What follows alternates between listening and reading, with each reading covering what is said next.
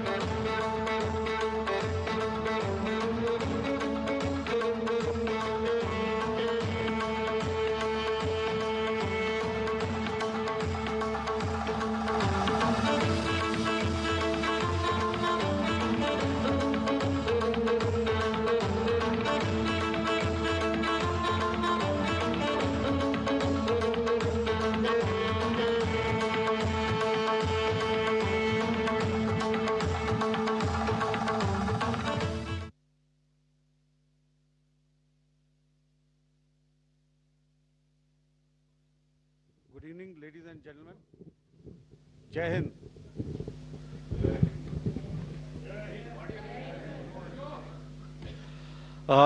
Welcome to this special press conference on Operation Sindoor. We will begin with opening statements by the three senior officers to my right here, who have been directly overseeing operations during Operation Sindoor. We have Lieutenant General Rajiv Ghai, Director General Military Operations, who will cover the aspects related to land domain. Air Marshal A.K. Bharti, to his right, Director General Air Operations, will provide insights on the air domain.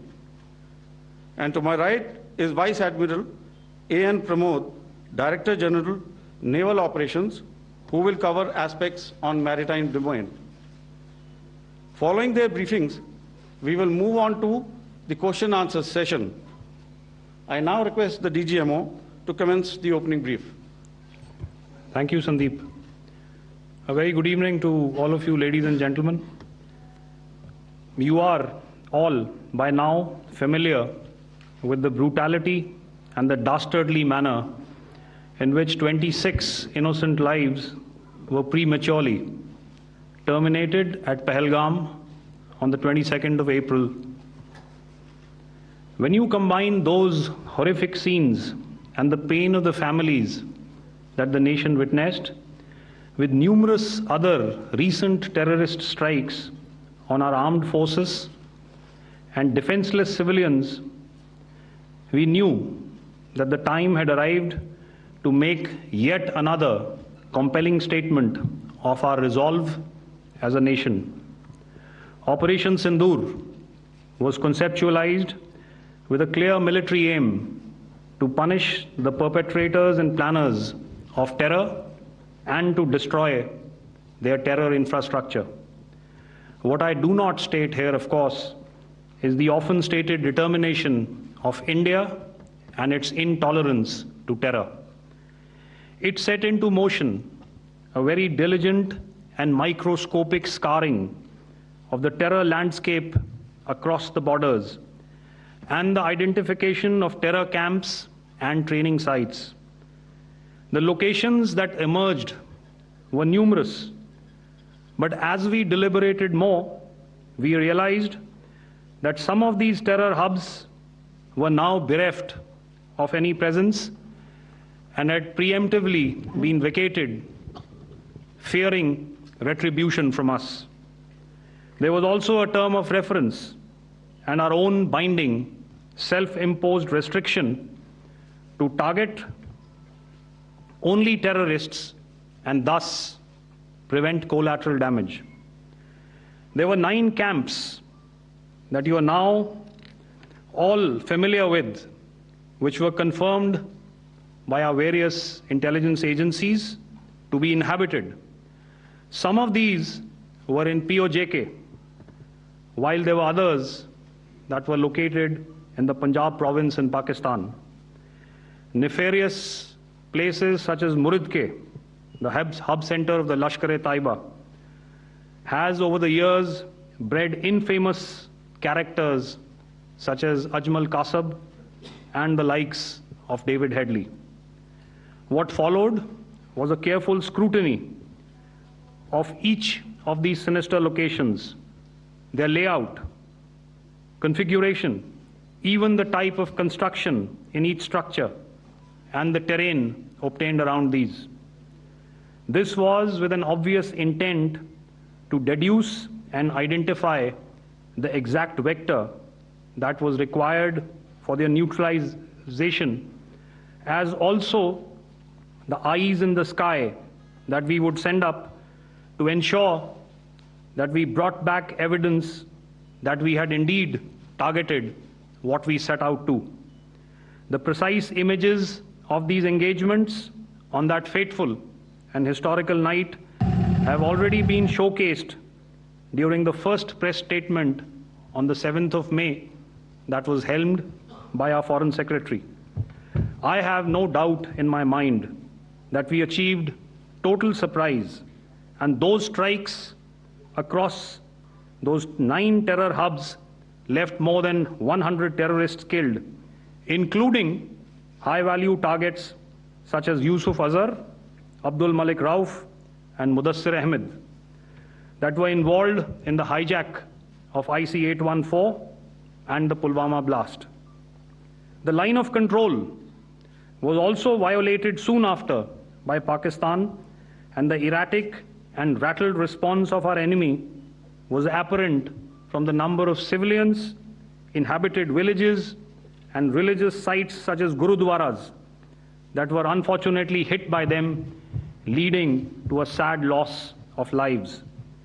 The Indian Air Force played a major part in these strikes by engaging some of these camps, and the Indian Navy provided wherewithal in terms of precision munitions.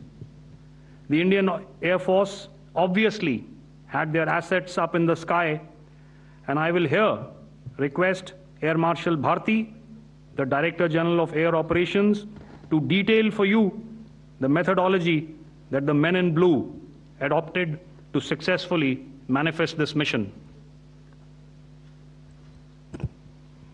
Thank you, Rajiv. A very good evening, ladies and gentlemen. It indeed is a difficult time that we have to come here like this and brief you. We could have done without this, but we had no choice. As the DGMO has detailed, the event was precipitated by the dastardly act at Pahalgam. The sequence of events have already been detailed.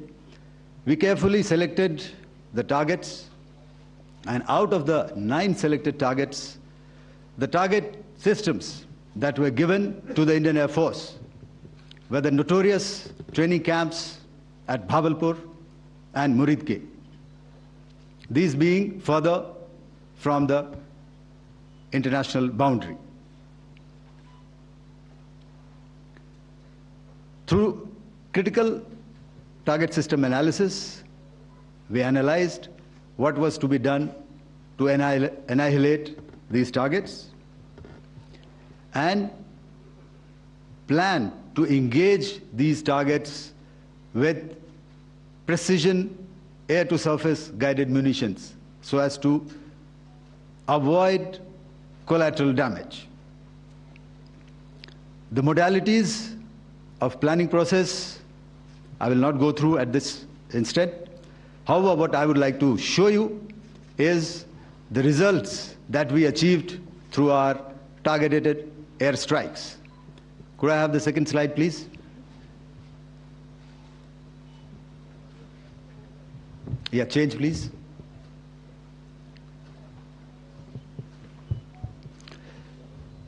Okay. This is what the terror infra at Muridke looks like. If you see, north is as indicated, and to the right is east, where the international boundary lies. Could we have the next slide, please?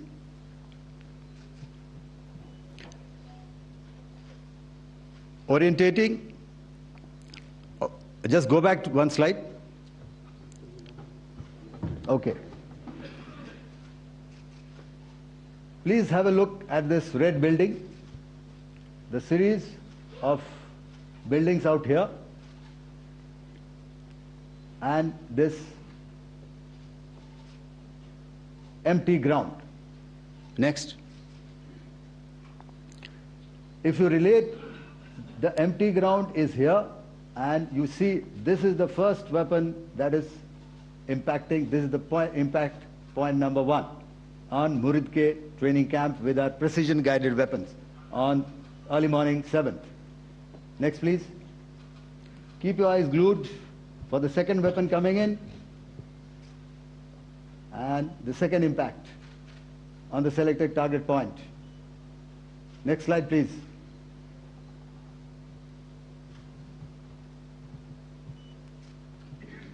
Third weapon, third impact. Continue. And fourth weapon, fourth impact. So through these targeted and precision targeting, we addressed the target at Muridke, which was the terrain infrastructure. Can you hear me? All right. Okay, I'll come closer to the mic. Now we go to the next target, which is the Bhavalpur training camp. Next slide, please. Okay, just wait. So the effect, if you see, the impact point, if I can point out, this is the impact point. The ammunition has gone through the roof and it has created a blast inside, the photographs of which you would have, all of you would have seen. And the red building, after that, there was this double-story building. It has been completely decimated by precision targeting. Next, please. The target system, which was in the north, a series of buildings. I'll show you how it looked. Next. Completely destroyed by our precision targeting. Next. Now coming to Bhavalpur, this is the target complex that we are dealing with, a fairly large target complex. So we had to carefully choose the points that we needed to address, which were high value and which would meet our stated objectives of eliminating the terrorists. I would like to draw your attention to this red canopy, and in relation to that, I would cover the targets. One target system is a series of buildings here, other one here, and other one out here. Next slide, please.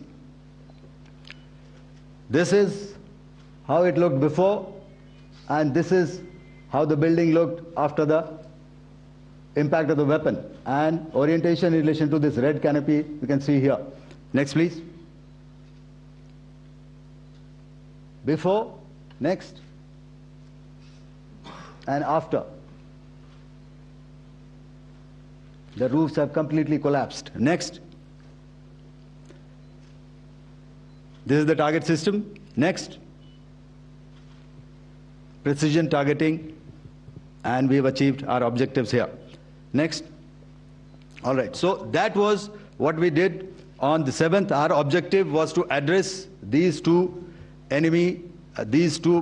terrorist camps, and that we did with precision. And thereafter, we maintained a robust air defense posture, because remember, our objective was to target the terrorists and terrorist infrastructure, not any other infrastructure, not the Pakistani military, not the Pakistani any other infrastructure. So that is what we have maintained on the 7th of May. However, what we saw in the evening of 7th of May, we were saturated with a raid of Pakistani unmanned aerial vehicles, and small drones. And these came in waves in our civilian areas, over our military installations, and all of them were successfully intercepted. Few of them did manage to land. However, there was not much damage that they did. And we have our robust counter-US hard kill and soft kill systems which did the job. However, the difference here was that we had targeted the terrorists.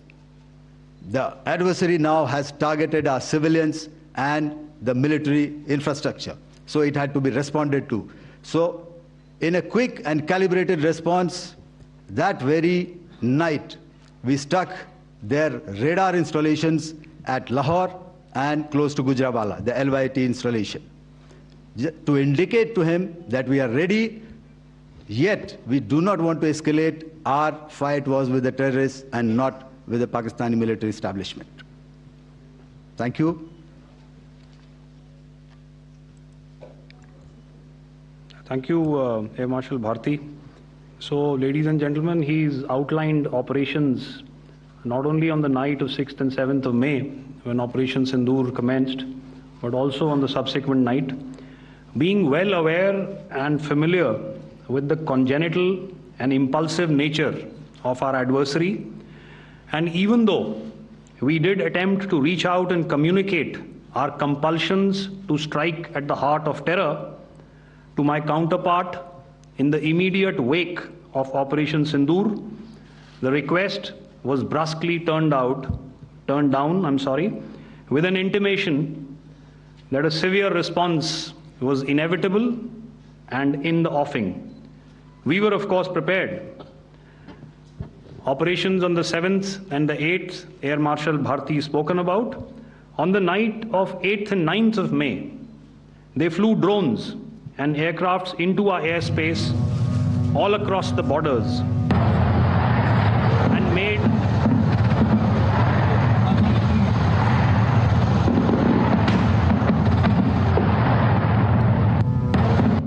and made largely unsuccessful attempts to target numerous military infrastructure.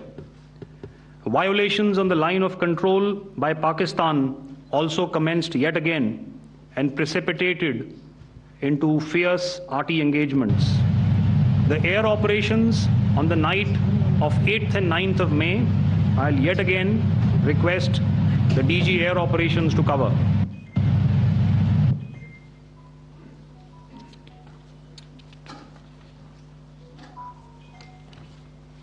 So I just covered what happened on the night of 7th and 8th. What we found that on the night of 8th and 9th, starting as early as 22:30 hours, our cities had a mass raid of drones, unmanned aerial vehicles, UCAVs, starting right from Srinagar, going down right up to Nalia. It was a mass raid in waves, and it was relentless. However, we were prepared, and our air defense preparedness ensured that there is no damage on ground or to any of the intended targets that the enemy might have planned for. The difference between 7th night and 8th night was that on 7th night, he sent in his Jihad class of UAVs. However, these UAVs can go some distance, they are armed. However, on the 8th, less numbers of armed UCAVs were there or UAVs were there, and more numbers of quadcopters, maybe for surveillance or just for harassment of civilians. This continued till midnight. Our air defense preparedness ensured that there was no damage on the ground, either to the military installations or to the civilians. However, the enemy had yet again shown that he wanted to up the ante and he wanted a fight, and we were up to the task. In a measured and calibrated response, we once again targeted his military installations, which included his SAM sites at Malirkant. This also included his surveillance radar sites at Lahore and close to Gujranwala. These were suitably addressed, and thereafter his drone attacks continued even till morning, which we countered, and during the daytime there was some respite. Here I would like to bring out another aspect. What we found was that while the drone attacks were being launched from somewhere close to Lahore, enemy had allowed his civilian aircraft to also continue to fly out of Lahore. Not only his own aircraft, but international passenger aircraft, which is quite insensitive, and we had to exercise extreme caution, even at the cost of some tactical disadvantage, to ensure that there is no damage to any of the civilian aircraft. And this was also brought out in our press briefing during the day. So I will now hand over to my colleague to cover the events of 9th onwards. On land, we also undertook certain measures such as deployment of air defense and electronic warfare assets to establish an integrated grid with the Indian Air Force, and I have seen and heard some of you wax eloquent about the benefits of such an architecture when it comes to negating and combating air intrusions. We also carried out deployment to include movement of our forces in the land, sea, and air domains. The night of the 9th and the 10th of May saw similar intrusions by drones and aircrafts, and this time there was a concerted effort to target airfields and some very, very important logistic installations, albeit yet again unsuccessful and denied gallantly and efficiently, I must say, by the integrated Indian Air Force and Indian Army Air Defense. We further strengthened our deployment and also initiated some pressure points to send a very clear and unambiguous message to the other side to desist from any misadventures on land. Some of the airfields and dumps saw repeated attacks in waves from the air. All were thwarted. The Pakistan Army has reported to have lost approximately 35 to 40 personnel in artillery and small arms firing on the line of control between the 7th and the 10th of May. What the other side had probably also not reckoned with was the speedy and precise turnaround and hit back by the Indian Air Force. And I will yet again ask Air Marshal Bharti to speak about these significant and game-changing strikes.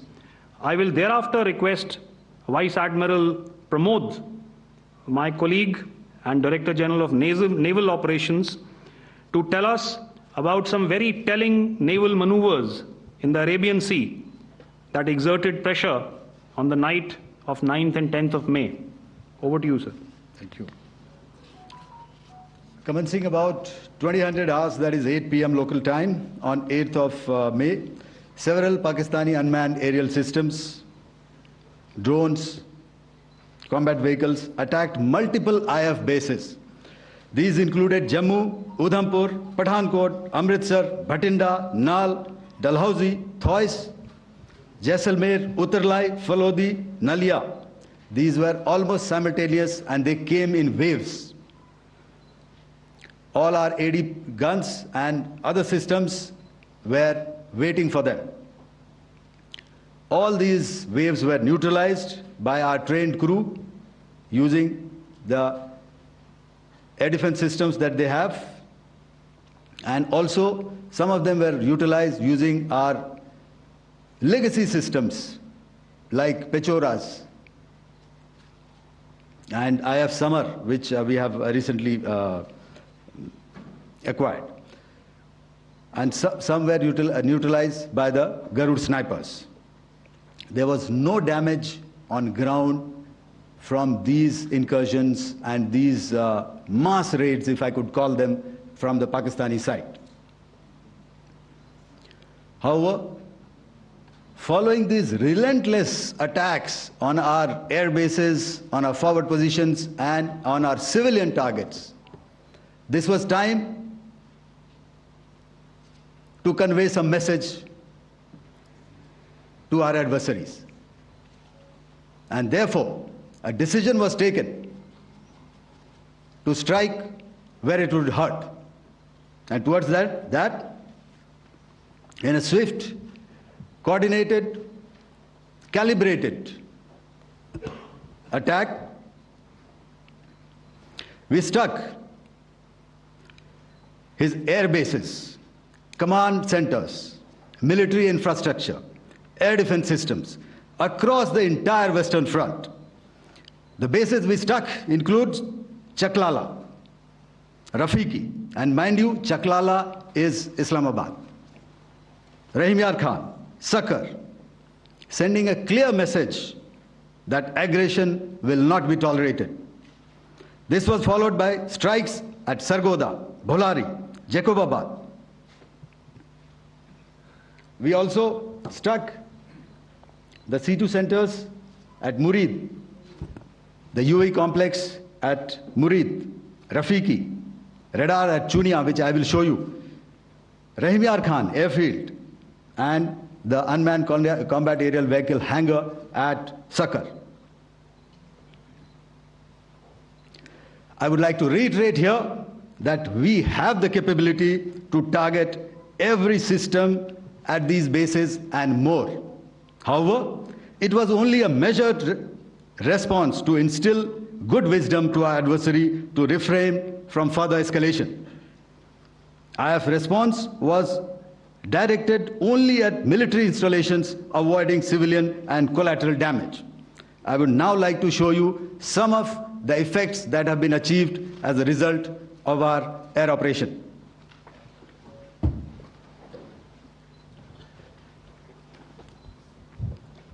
Here is the Pasrur air defense system, if you could see. Zoomed up view, this is the radar mounted on a high tower. And after the strike,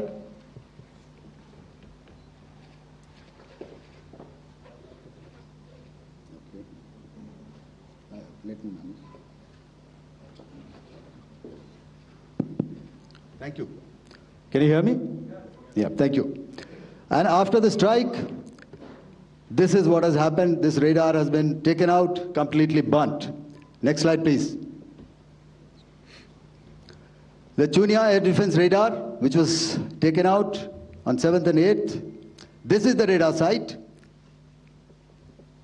A blown up photograph, once again, on a tower. Not very clear, but what you see very clearly is the after effect after we have struck. The radar head has been completely decapitated. Next slide, please. Arifwala air defense radar. In this complex, you see how it looked before, blown up image, and after really blown up. Next. Now coming to Sargoda airfield. Remember, this is one of their important airfields wherein they have a lot of assets, F-16s, other assets which they keep getting, training institutes. And we have stuck this airfield. It is not, if you zoom in here, then one impact point here on the runway and second impact point of our weapon, precision weapon on the runway. And if you see this blown up repairing going on, same here. Next. Rahim Yar Khan. This is the area we have struck. A deep strike out here and one complex here. So this is how it looked before, and the same You see a big crater, another crater here, and this complex, after strike, neutralized. Next. Chaklala Airfield, Noor Khan, once again a major air base, a lot of their logistic assets out here. This was the chosen complex that we intended to strike and convey a message. Next slide, please. This is how it looked before, and this is how it looked after our strike. Next. Sakar. We chose the radar site at Sakar. This is the radar site, and after it was struck, this is the aftermath, completely burnt out. Next, please. Aircraft shelter. This is how it looked before the strike, and this is how it looked after the strike. The roof of the buildings completely caved in and burnt. Next.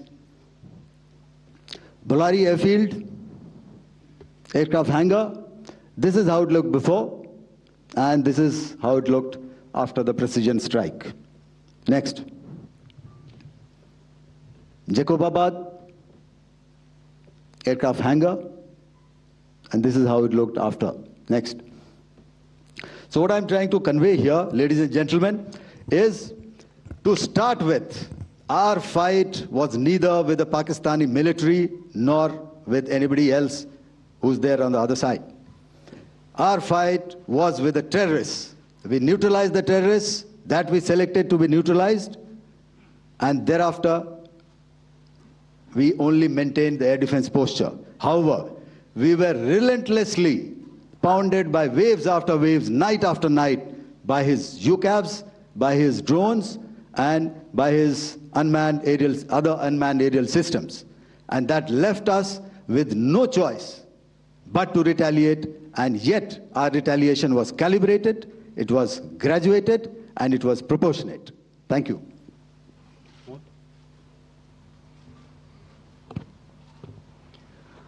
Good evening, ladies and gentlemen. In the aftermath of the cowardly attacks on innocent tourists at Pahalgam in Jammu and Kashmir by Pakistani-sponsored terrorists on 22nd April, the Indian Navy's Carrier Battle Group, surface forces, submarines, and aviation assets were immediately deployed at sea with full combat readiness in concert with the Joint Operation Plan of the Indian Defence Forces.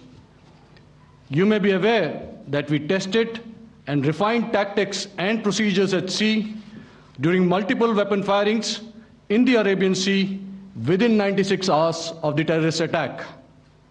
The aim was to revalidate our crew, armament, equipment, and platform readiness to deliver various ordnance on selected targets precisely.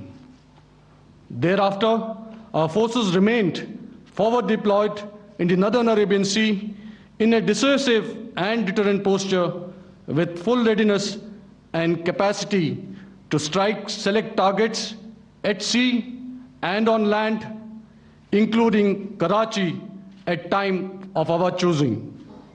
The forward deployment of the Indian Navy compelled Pakistani naval and air units to be in a defensive posture, mostly inside harbors or very close to the coast, which we monitored continuously. The Indian Navy maintained seamless maritime domain awareness throughout the duration and was entirely aware of the location and movement of Pakistani units. In effect, we had and continue to have good battle space transparency using our maritime domain awareness grid. As you are aware, our response has been measured, proportionate, non-escalatory, and responsible from day one. Accordingly, the calibrated approach considered all options, including the ability of the Indian Navy for offensive action from and at sea. As part of this escalation control mechanism, the application of force by the Navy was planned in a synchronized manner in coordination with the Army and Air Force The highlight being teams from the three services working closely in an integrated manner. Along with the kinetic actions by the Indian Army and Indian Air Force, the overwhelming operational edge of Indian Navy at sea contributed towards Pakistan's urgent request for a ceasefire yesterday. As we speak, Indian Navy remains deployed at sea in a credible deterrent posture to respond decisively to any inimical action by Pakistan or Pakistan-based terrorists. Thank you. Samno Varna, Jai Hind. Now I'll hand over to Director General Military Operations for further proceedings. Ladies and gentlemen, on the 10th of May, in the morning, even as we were getting into a huddle to wargame the events of the previous night, a routine exercise, I received a message on hotline from my counterpart in Pakistan seeking my willingness to communicate. Since our initial aim was to strike at terror camps, and all our actions in the subsequent days were in response to the intrusions and violations by the Pakistan Air Force and its army, it was decided that I would indeed speak with my counterpart. You are already aware, I've seen it being covered on national television, that my communication with the Pak DGMO was conducted at 15:35 hours yesterday and resulted in cessation of cross-border firing and air intrusions by either side with effect from 1700 hours 10th of May, after he proposed that we cease hostilities. We also decided to further speak on the 12th of May, that's tomorrow, at 1200 hours, to discuss the modalities that would enable the longevity of this understanding. However, disappointingly, and must I add, expectedly, it took only a couple of hours for the Pakistan Army to violate these arrangements by cross-border and across the line of control firing, followed by drone intrusions across the expanse of the Western Front, through last night and in the early hours of the morning today. These violations were responded to robustly and dealt with as they must be. We have earlier today sent another hotline message to my counterpart highlighting these violations of the understanding between the DGMOs on the 10th of May and our firm and clear intent to respond to these fiercely and punitively, if repeated tonight, subsequently, or later. In this regard, I must inform all of you that the Chief of Army Staff has earlier today conducted a security review and has granted full authority to our Army commanders for counter-actions in the kinetic domain in case of any violation by Pakistan. In the end, I pay my solemn homage to my 5 fallen colleagues and brothers from the armed forces and civilians who have tragically lost their lives in Operation Sindoor. Our hearts go out to the bereaved families, and we express our solidarity to them in this lifetime and beyond, at this grave juncture in their lives. Their sacrifices shall always be remembered and spoken of in glowing terms by a grateful nation. We have thus far, ladies and gentlemen, exercised, and my colleague Pramod highlighted this, immense restraint, and our actions have been focused, measured, and non-escalatory. However, any threat to the sovereignty, territorial integrity, and safety of our citizens will be met with decisive force. Jai Hind. Okay, ladies and gentlemen, we are now open for questions. All right, now since I would not know all of you, I would expect you to please raise the placard or your hand, and once I indicate, I expect you to please give out your name and the media group that you belong to. Keep your questions short so that we can take as many questions as possible. Also, ladies and gentlemen, kindly bear in mind that confidential aspects may not be answered by the 3 DGMOs. Right. I've got a lot of hands here. Let me start from the left. Left foot always in front when we start marching. So here we have to the left, okay. Yeah, 238. Hello. So this is Manas Pratimhuyan from PTI, Press Trust of India. So the understanding that was reached yesterday on stopping the military operations and actions, was it for just 3 days? And what would be the cost escalation if there is violation of this understanding by the Pakistani side? And my subsequent question would be that we have a kind of ceasefire agreement with Pakistan that was finalized in 2003. So will there be some kind of similarities in frameworks between the two kind of understandings, 2003 ceasefire agreement and the current understanding on stopping military operations? And again, what would the cost that will be incurring on Pakistan if Pakistan again resorts to this kind of terrorist activities, because we have made it very clear that the cost will be very high. So I would like to have your thoughts on it. Okay, so I'll answer the latter part of the question first. I also want to add that while the initial ceasefire agreement, as you correctly pointed out, is of the 2003 vintage, but I must remind you that in 2021, in the month of February, and this was then when the crisis in eastern Ladakh was also on, the 2 DGMOs had spoken and arrived at a ceasefire understanding that lasted right up until this unfortunate attack at Pahalgam. Once our Foreign Secretary had announced the decisions of the CCS in the immediate wake of that attack, he had announced certain measures, and then of course Pakistan had in turn made its own announcements.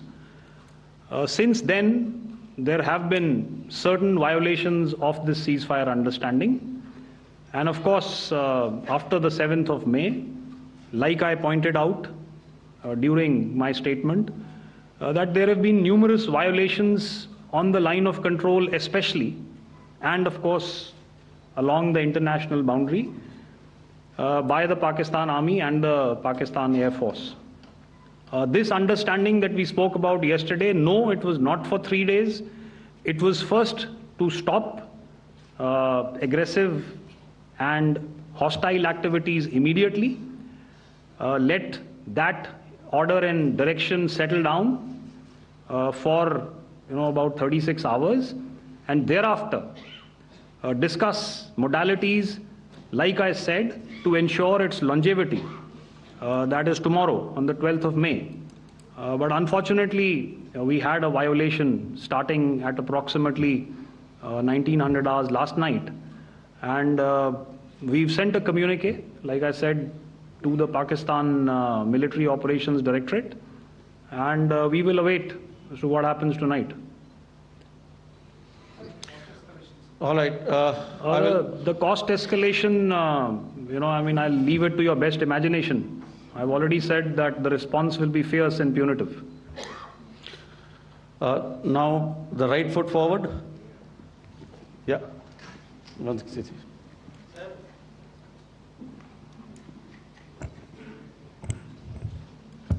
Sir, I am Ajit Dubey from ANI, sir.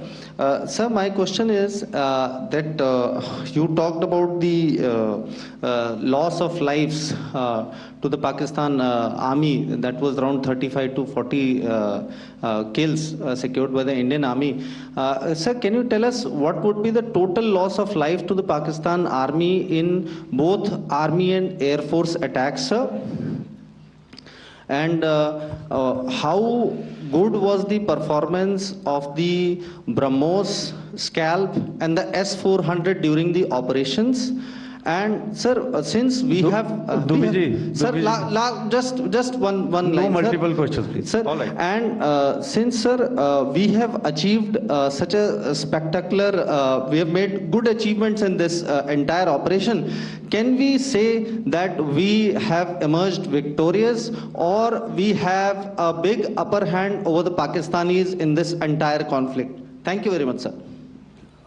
So I'll answer the question about the loss of lives on the other side. Of course, there are various means to ascertain that number.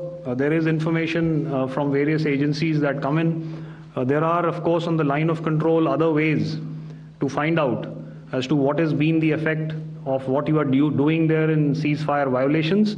So therefore, I mentioned 35 to 40 on the line of control, and please remember that once Operation Sindoor was launched, the responses of the Pakistan Army were also on Indian Army or the Indian Armed Forces infrastructure. Let me put it that way. So that's why I did not cover casualties of the Pakistan Army, at least in the initial phases of battle, because those were not our targets. Our targets were terror-oriented, and of course later, once they launched air intrusions and air operations on our infrastructure, we've used heavier weapons, and of course there would have been casualties, but those are still being assessed. The effects of the weapons that you mentioned, I will request Air Marshal Bharti to apprise all of you about those. Good evening, Mr. Sujit. How are you? Ajit. Okay, we're meeting after some time. I never mentioned about any of the weapons that we used. Check. Okay. What I was saying, that I never mentioned of any of the weapons, the caliber that we used. All right, so we'll leave it at that. Those are matters of operational details which I would not like to go into. But suffice to say that whatever methods and whatever means we have chosen, it had the desired effects on the enemy targets. How many casualties? How many injuries? Well, to start with, our aim was not to inflict casualties, but in case there have been, it is for them to count. Our job is to hit the target, not to count the body bags.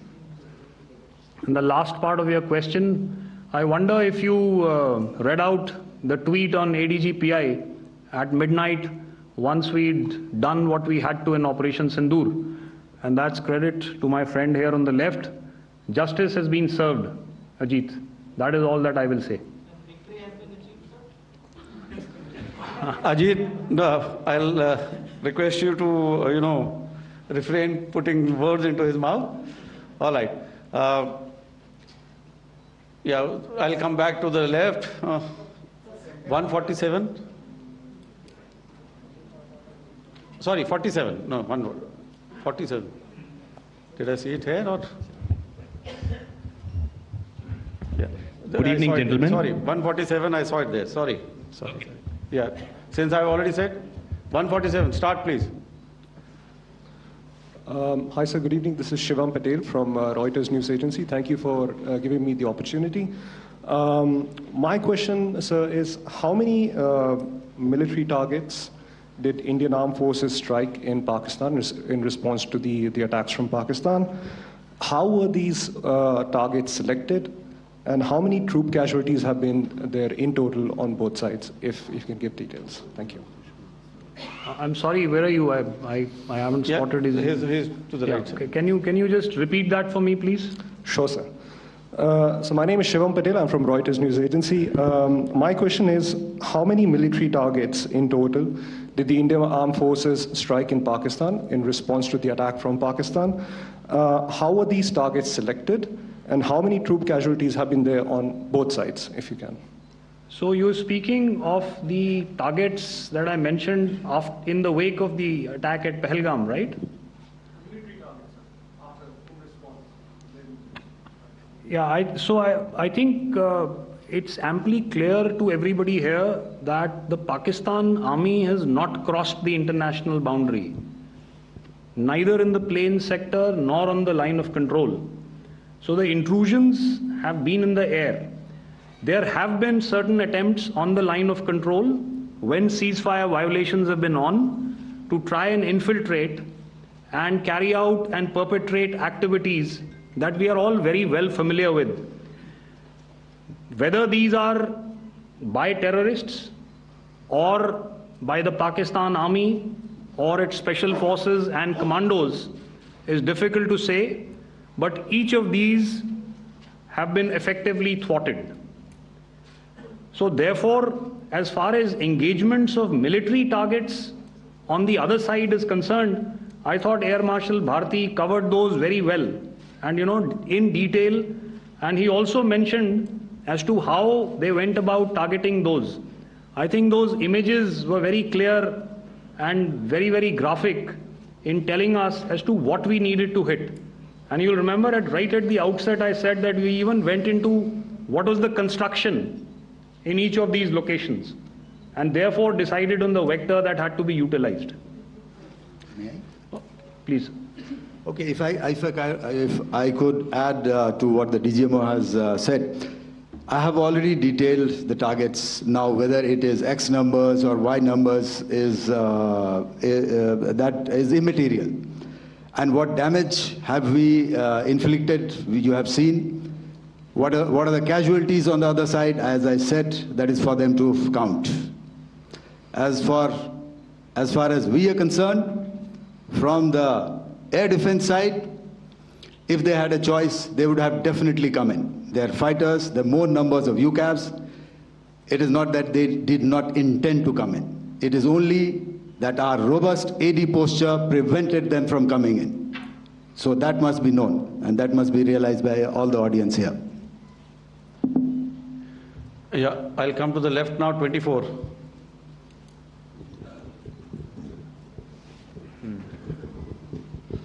Good evening, sir. This is Anuvesh Rath from Z. Sir, I wanted to know on the first briefing, which was done by FS and two representatives from Air Force and Army, you showed a list where there was 21 places in that list. You have stuck 9. Are more operations going to be held? Is Operation Sindoor still on? And the second question, thank you, sir. Thank you so much. And also, I want to congratulate all three of you for a fantastic operation that you guys have done. Thank you so much. Thank you so much for that one question. Yeah. Sir, the question. Unfortunately, Rath, is that your name? I'm sorry. As far as operational details are concerned, I am not in a position to share those right now. But I think I'll take a cue from Pramod. He said towards the end that the Indian Navy is still in a posture that is deterrent. And I have already made it very clear towards the end of what I said that it's only a couple of hours ago that the Chief of Army Staff has carried out a security review and he's authorized our Army commanders to deal with violations of any kind from across the borders in a manner that they deem fit. So again, to reiterate, the response will be fierce and it will be punitive.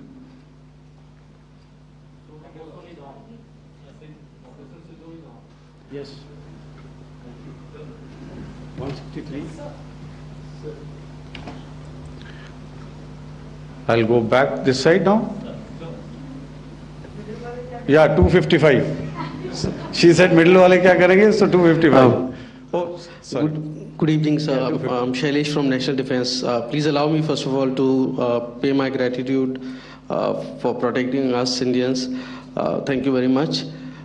Sir, since the enemy has been talking about taking down our aerial platforms, it would be deemed fit in case we can reveal that we have taken down their fighter jets. What could be the number?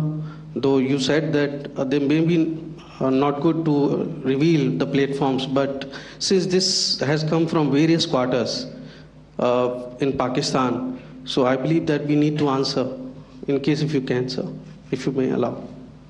The question is for me? Yes, sir. Okay, and if I get it right, you want to know how many of their planes we have downed? Yes, sir. Yes, sir. All right.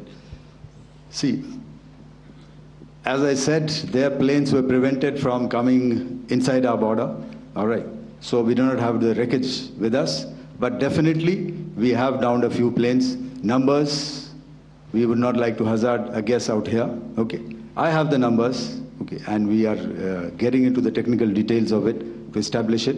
So I would not like to put a figure at this time, but definitely there are losses from their side which we have inflicted. Please don't ask. Were they fourth generation plus, sir? See, you're putting words into my mouth. Why do you say fourth generation? Let us make it high tech. Okay. Thank you so much, sir. All right. Yeah, 163.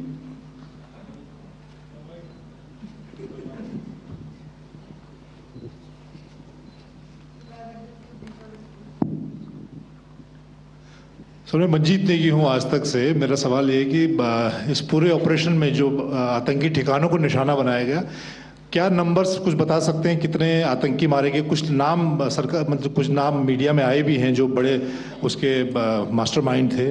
और एक सवाल जो आज air force ने भी tweet किया कि operation सिंदूर अभी जारी है और सरकार की तरफ से भी कहा गया।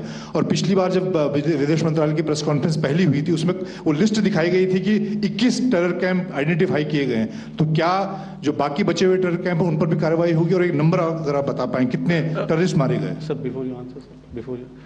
Manjeet ji, 3 questions. The third one has just been asked here before. So 21 this thing. So I'll request the first to be answered so that we have more number of people who can ask. Manjeet, जब मैंने statement दिया तो मैंने शुरू में ही कहा कि जैसे ही ऑपरेशन सिंदूर कॉन्सेप्चुअलाइज हुआ तो हमारा जो पीछे की कार्रवाई होती है स्पेड वर्क और टारगेट्स को आइडेंटिफाई और एनालाइज करने की कार्रवाई शुरू हो गई थी। मैंने जब स्टेटमेंट दिया तो मैंने बताया कि बहुत सारे थे, हमने 21 दिखाए होंगे और भी हैं, लेकिन वो लिस्ट फिल्टर करते करते 21 तक पहुंची। अब क्या आगे एंगेज किए जाएंगे? अगर ज़रूरत पड़ेगी तो ज़रूर एंगेज किए जाएंगे, लेकिन मैंने बताया कि इस समय जो इंट एजेंसीज ने हमें बताया कि फलाने कैंप में प्रेजेंस है, हमने उनको एंगेज किया। कुछ नाम मैंने लिए, कुछ नाम अभी पुख्ता किए जा रहे हैं। मैंने आपको बताया कि जो इंट एजेंसीज ने अभी तक असेसमेंट किया है उसमें उन्होंने कहा है कि तकरीबन 100 से ज़्यादा मारे गए हैं। और एक आज आपने तस्वीर भी देखी कि काफ़ी प्रोमिनेंट जो फ्यूनरल था, काफ़ी प्रोमिनेंट एक जो हस्ती हैं वो ऑर्गेनाइज कर रहे थे और उस फ्यूनरल में और कौन कौन लोग अटेंड कर रहे थे वो तो आपने देखा ही। तो आप लोग सब समझदार हैं और मुझे ये कहने की ज़रूरत नहीं है कि इन लोगों को कहाँ से सपोर्ट मिल रहा है। अगर नहीं मिल रहा होता तो ऑपरेशन सिंदूर नहीं होता, तो उसी की वजह से है ये ऑपरेशन। तो मेरे ख्याल से मैंने आपके सारे सवालों का जवाब दे दिया। Ma'am sir next is from 17। Sir मेरा नाम अंजू निर्वाण है, TV9 भारतवर्ष से।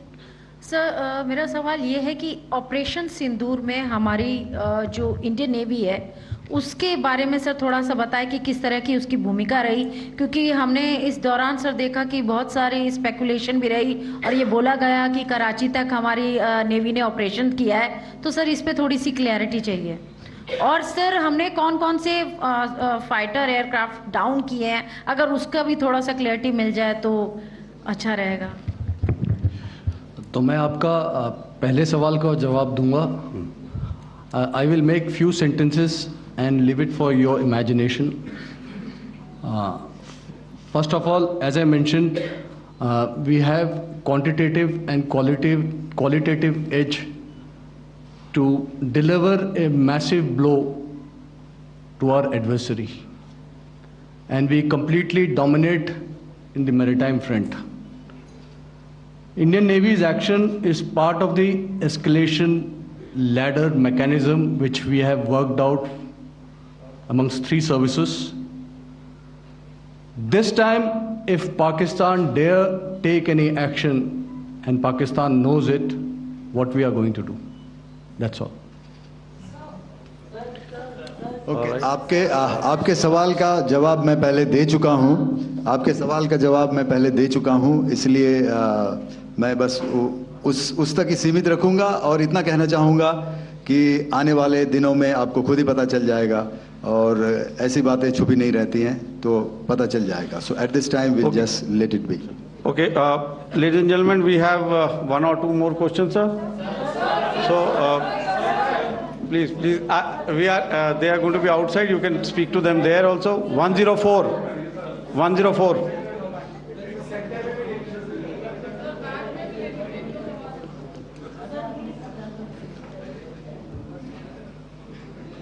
I think. Yeah, ask. Sir, Dinaka with the Hindu newspaper. Are you surprised that you got this question? No, sir. I'm waiting for the alert. Sir, can you give a number of assets we lost, because there's been a lot of speculation going on, international media writing a lot of things about our platforms, including Rafales. I mean, Pakistan claiming that a Rafale has been downed, etc. Can you put that question to rest and clarify on that? I guess that question is for me. All right, I'm happy that you've asked this question. You know, we are in a combat scenario, and losses are a part of combat. The question that you must ask us, okay, and indeed that we must ask ourselves, you inclusive, is have we achieved our objectives? Have we achieved our objective of decimating that terrorist camp? And the answer is a thumping yes. And the results are for the whole world to see. As for the details, what could have been, how many numbers, which platform did we lose? You know, at this time, I would not like to comment on that, because we are still in a combat situation. And if I comment on anything, it will only be advantage adversary. So we don't want to give him any advantage at this stage. All I can say is that we have achieved our objectives that we selected, and all our pilots are back home. Thank you. Okay, hold. Please don't. Please be civil here. So we'll have 220 now. Sir, hello sir, this is Anita Chaudhary sir from Swadesh newspaper. मेरा सवाल है, क्योंकि हमारे जो पहले जो action रहा वो आतंकवाद के खिलाफ रहा, तो आतंकवाद में अजहर मसूद की तरफ से एक बयान जारी किया गया था जिसमें उन्होंने कहा कि हम इसका बदला लेंगे और जाल रुलाएंगे। तो क्या अगला, अगर खुदा न खास्ता अगला टेरर अटैक किसी भी तरह का होता है, तो क्या उसे एक्ट ऑफ वॉर में हमारी तरफ से लिया जाएगा और उसका क्या माकूल जवाब दिया जा सकता है? मेरा इसमें सिर्फ एक ही जवाब है आपके लिए कि हमने अपनी कार्रवाई करी। हमने उसके बाद मैंने अपने स्टेटमेंट में भी बताया कि ये कम्युनिकेट करने की कोशिश करी कि हमने इस तरीके से ये जो स्ट्राइक्स हैं वो क्यों की। लेकिन जो हमारा एडवर्सरी है उसने जैसे मुनासिब समझा वो कार्रवाई करी। तो आपने देखा कि ये जो एक्टिविटीज़ चल रही हैं 3-4 दिन से, ये कोई वॉर से कम नहीं है। नॉर्मल सर्कमस्टांसेस में एक दूसरे देश की एयर फोर्सेस हवा में नहीं उड़ती हैं और एक दूसरे के ऊपर स्ट्राइक्स नहीं करती हैं। हर रात इंट्रूजन्स नहीं होते हैं। लाइन ऑफ कंट्रोल पर सीज फायर वायोलेशंस, आपके एक साथी ने सवाल पूछा था शुरू में, एक सीज फायर अंडरस्टैंडिंग था, वो भी जा चुका है। उस सीज फायर अंडरस्टैंडिंग के जाते जो फायरिंग हो रही है लाइन ऑफ कंट्रोल में, उसमें घुसपैठ की कोशिश हो रही है। आमतौर पर ये घुसपैठ लाइन ऑफ कंट्रोल में टेररिस्ट करते हैं, लेकिन हमें इंफॉर्मेशन है कि हो सकता है ये पाकिस्तान आर्मी की टोलियां भी हों जो हमारे पोस्ट के ऊपर खामी पहुंचाने की कोशिश कर रही हैं। तो ये सारी एक्टिविटीज़ तो वॉर में शामिल हैं। तो ये कहना मुश्किल है कि आगे क्या होगा, वो स्पेक्यूलेटिव जोन में आ जाता है और मैं स्पेक्यूलेट नहीं करना चाहता हूँ। हर एक सिचुएशन अलग होती है और उससे एक तरीके से डील किया जाता है। सर मैं एक सवाल इसका मैं जवाब देना चाहता हूँ, 1 मिनट। जो मिलिट्री होता है, our main job is to prevent war and maintain peace and stability. So it is not that our response is a graded response.